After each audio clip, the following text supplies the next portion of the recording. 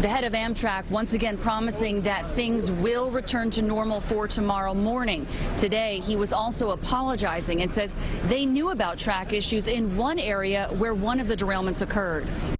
These new pictures provided by Amtrak show crews working to make repairs in time for the Friday morning rush. We know we let them down, quite frankly. Amtrak President and CEO Wick Moorman apologizing to frustrated commuters and explaining how track problems caused both recent derailments.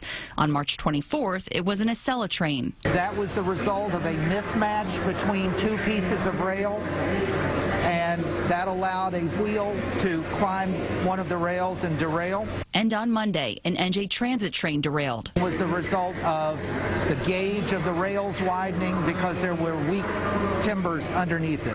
A problem, he says, they actually knew about. We had notations that these timbers needed to be replaced.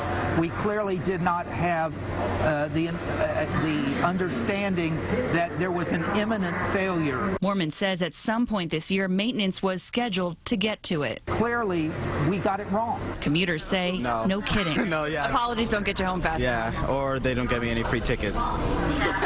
They need to start an investigation into this, why this keeps happening, because it's ridiculous and redundant. Amtrak owns and maintains the rails in Penn Station. NJ Transit and the MTA's Long Island Railroad are both tenants.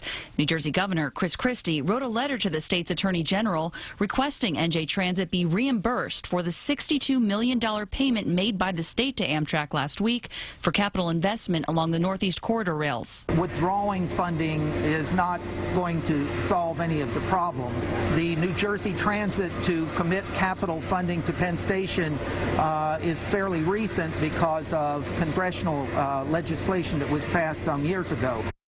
Moorman says Amtrak has launched a joint inspection with the Federal Railway Administration of all infrastructure here. LIRR has canceled or diverted 24 trains this evening out of Penn Station. Once again, the head of Amtrak promising, though, things will return to normal tomorrow. At Penn Station, Alice Gaynor, CBS 2 News.